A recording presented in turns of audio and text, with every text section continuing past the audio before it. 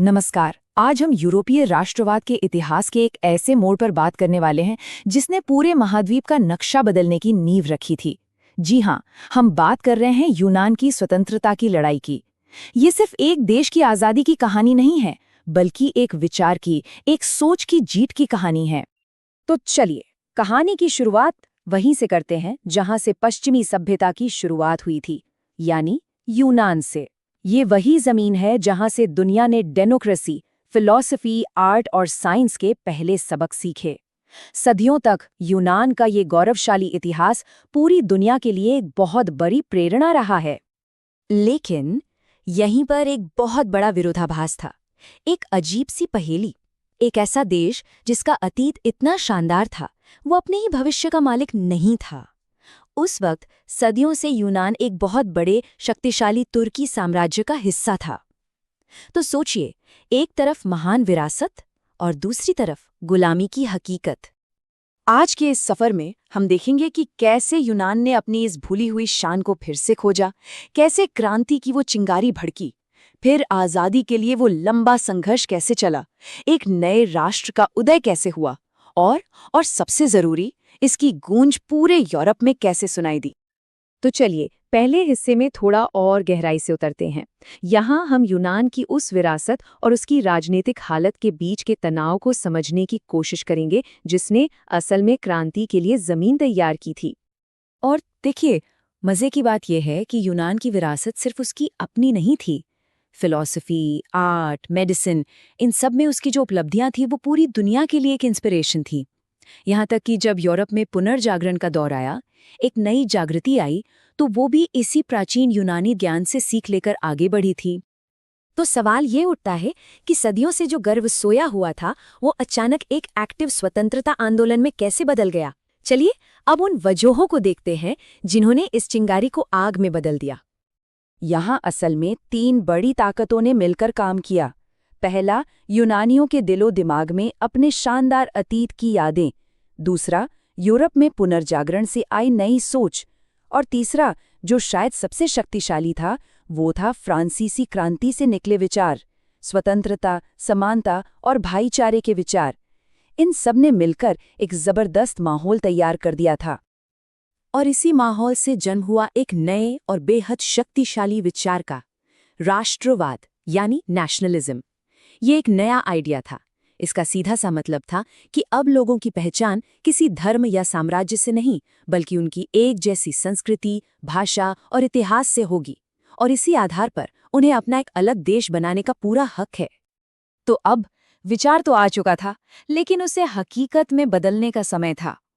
और यहीं से शुरू हुआ अगला चरण, एक लंबा और बहुत ही कठिन युद्ध, जिसने यूनान के भविष्य को हमेशा हमेशा के लिए बदल दिया। इस क्रांति की शुरुआत बड़े ही संगठित तरीके से हुई। हेतेरिया फिलिके जैसी कई सीक्रेट सोसाइटियां बनी, जिन्होंने यूनानियों के मन में आज़ादी की इस आग को जलाए रखा और विद्रोह के लिए लोगों को एकजुट किया। ये लड़ाई कोई 1-2 दिन नहीं, बल्कि एक दशक से भी ज्यादा चली। 1821 में विद्रोह शुरू हुआ। धीरे धीरे यूरोप की बड़ी शक्तियों का भी ध्यान इस तरफ गया, और 1827 में उन्होंने दखल देने का फैसला किया। और आखिरकार कई लड़ाइयों और संधियों के बाद 1832 में यूनान को एक आज़ाद देश के रूप में मान्यता मिल गई।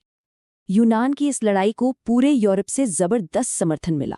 ये सिर्फ एक राजनीतिक लड़ाई नहीं रह गई थी, बल्कि एक सांस्कृतिक आंदोलन बन गई थी। सोचिए, महान अंग्रेजी कवि लॉर्ड बायरन खुद यूनान जाकर लड़े और वहीं शहीद हो गए। ये इस बात का सबसे बड़ा सबूत है कि ये संघर्ष कितना प्रेरक था। युद्ध के सफल अंत के साथ ही आधुनिक यूनानी राज्य का जन्म हुआ। तुर्की साम्राज्य का एक प्रांत अब दुनिया के नक्शे पर एक आज़ाद देश बन चुका था। और इस तरह साल 1832 में यूरोपीय शक्तियों के समर्थन से ओटो को राजा बनाकर एक स्वतंत्र यूनानी राजतंत्र की स्थापना हुई। ये वाकई एक ऐतिहासिक पल था। लेकिन कहानी यहीं पर खत्म नहीं होती। यूनान की क्रांति सिर्फ एक लोकल घटना नहीं थी, इसने तो पूरे यूरोप में एक ऐसी आग लगा दी थी जिसे बुझाना बहुत मुश्किल था। तो क्या राष्ट्रवाद की ये आग बस यूनान में जलकर बुझ गई? जी नहीं, बिल्कुल नहीं। ये तो बस एक शुरुआत थी। इसका एक बेहतरीन उदाहरण हमें हंगरी में देखने को मिलता है। वहां कोसुद जैसे राष्ट्रवादी नेताओं ने यूनान की कहानी से प्रेरणा ली और उस वक्त के शक्तिशाली ऑस्ट्रियाई साम्राज्य के खिलाफ आवाज बुलंद कर दी। उन्होंने भी अपनी भाषा, अपनी संस्कृति और अपने इतिहास के आधार पर एक अलग पहचान की मांग उठाई, ठीक वैसे ही जैसे यूनानियों ने किया था। जब हम इन दोनों संघर्षों को साथ रखकर देखते हैं तो एक बात बिल्कुल साफ नजर आती है। दोनों की भावना एक ही थी। एक तरफ यूनान ऑटोमन साम्राज्य के खिलाफ था तो दूसरी तरफ हंगरी ऑस्ट्रियाई साम्राज्य के। दोनों ही अपनी अपनी राष्ट्रीय पहचान के लिए लड़ रहे थे।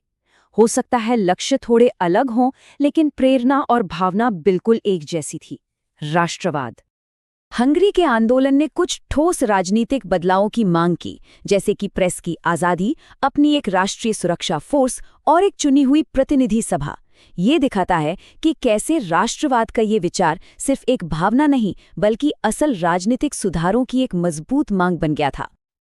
तो सबसे जरूरी बात जो हमें समझनी है वो ये है कि यूनान का संघर्ष सिर्फ यूनान के लिए नहीं था। ये पूरे यूरोप के उन दबे कुचले राष्ट्रों के लिए एक प्रतीक, एक उदाहरण और कह सकते हैं कि एक ब्लूप्रिंट बन गया। इसने ये दिखा दिया कि अगर लोग अपनी राष्ट्रीय पहचान पर एकजुट हो जाएं, तो वो बड़े से बड़े साम्राज्य को भी चुनौती दे सकते हैं। और ये हमें एक बहुत बड़े सवाल पर लाकर छोड़ देता है। यूनान की क्रांति ने राष्ट्रवाद की जो आग जलाई, उसने कई देशों को आज़ादी तो दिलाई, पर क्या इसने दुनिया को जोड़ा या फिर नई सरहदों और नए संघर्षों में बांट दिया? ये एक ऐसी विरासत है जिस पर आज भी बहस जारी है।